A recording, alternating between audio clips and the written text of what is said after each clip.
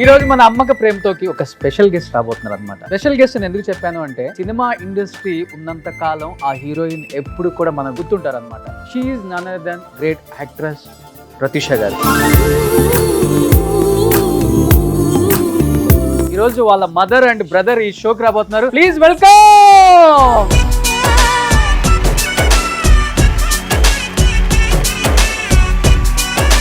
కృష్ణ, ఇదే first time నాకు తెలిసి ఇంటర్వ్యూ. యాక్చువల్లీ నేను స్పెషల్ గా వచ్చింది ఏంటంటే మీతో ఉన్న ఫ్రెండ్షిప్. Thank you. కృష్ణ, మీకు ప్రత్యూష అందం రాలేదనుకుంటా కదా.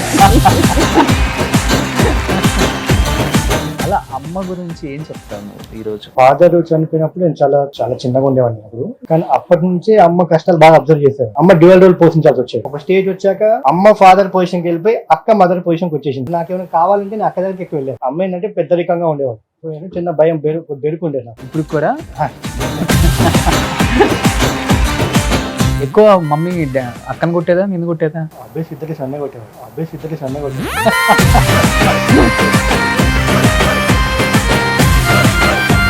లవ్ మ్యారేజ్ అనేది? Love marriage. యుద్ధాలు ఏం జరగలేదా? జరిగినాయి. అంకుల్ లో అంతగా నచ్చిన పాయింట్ ఏంటి యుద్ధం చేసి పెళ్లి చేసుకోవడానికి? చాలా అందంగా ఉండేవాడు. బట్ ఇంట్లో పని చేస్తుందా ప్రత్యూష? ప్రత్యూష పని చేస్తుంది, బట్ కోపం వస్తే మాత్రం ఎక్కువ చేస్తుంది. ఎలా అంటే తను హోటల్ మేనేజ్మెంట్ చేస్తుంది. అక్కడ నేర్చుకున్న వంటలన్నీ తీసుకొచ్చి మాకు ఎక్స్పెరిమెంట్ చేసి మమ్మల్ని చంపేస్తుంది. బ్రెడ్ ఉప్మా చేస్తానేది, చికెన్ ఫ్రై, చికెన్ 65, చికెన్ 35 అని చెప్పి ఇంత మాడగొట్టేసి పెట్టేసి ఇవి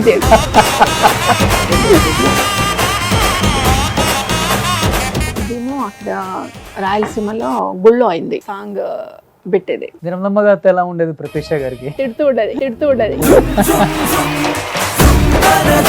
ఇండస్ట్రీకి వచ్చిన తర్వాత ప్రత్యూష గారు మారారు అనొచ్చా, లేకపోతే ప్రత్యూష గారిని కావాలని ఇన్ఫ్లుయెన్స్ చేసి ఈ స్థాయికి తీసుకెళ్లి తన్ని చంపారు అని చెప్పొచ్చు? సిద్ధార్థుని అతిగా నమ్మింది. ఆ ఒక్క గడిచి ఉంటే ప్రత్యూష బతికేదేమో ఇప్పటికి నేను కొన్ని లక్షల సార్లు అనుకుంటాను.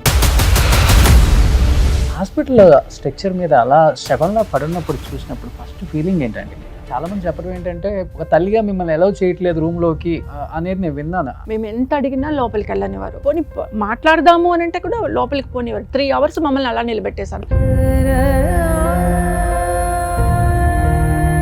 9:30, 10 o'clock డాక్టర్ గారు వచ్చారు. నన్ను అడిగారు, ప్రత్యూష ఇట్లా మోషన్ చేసిందండి డ్రెస్ లో, ఇంటికి వెళ్ళి ఒక డ్రెస్ తెమ్మనండి. మోషన్ అయింది, ఇంకో డ్రెస్ అని నాకు ఒక హోప్ వచ్చింది, బతికుంది కదా అనుకొని. నేను తర్నాకి వెళ్ళి డ్రెస్ తీసుకొని మళ్ళీ వెళ్ళిపోయాం హాస్పిటల్కి. వెళ్ళిపోయిన తర్వాత వాళ్ళు డ్రెస్ తీసుకున్నారు. డ్రెస్ తీసుకొని లోపలికి వెళ్ళిపోయారు. డ్రెస్ తీసుకొని లోపలికి వెళ్ళిన 1/2 hour కి ప్రత్యూష చనిపోయిందని డిక్లేర్ చేశాను.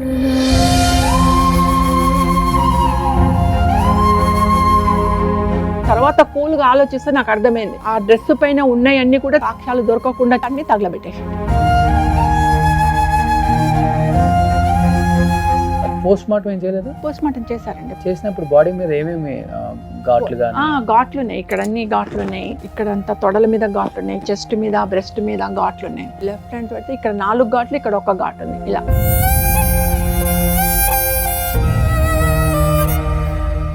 పక్కా రేప్ చేసి చంపింది అంటారా? మునిస్వామి గారు చెప్పారు కదా, ప్రత్యూష తొడల మీద ఒకరికంటే ఎక్కువ వాళ్ళది ఉన్నది. సో ఇది సామూహిక అత్యాచారం. ఆ అమ్మాయిని చాలా సార్లు అత్యాచారం చేశారు. ఒక్కరు చేయలేదు, చాలా మంది చేశారు. ఇష్టానుసారంగా నా బిడ్డ జీవితంతో ఆడుకున్నారు.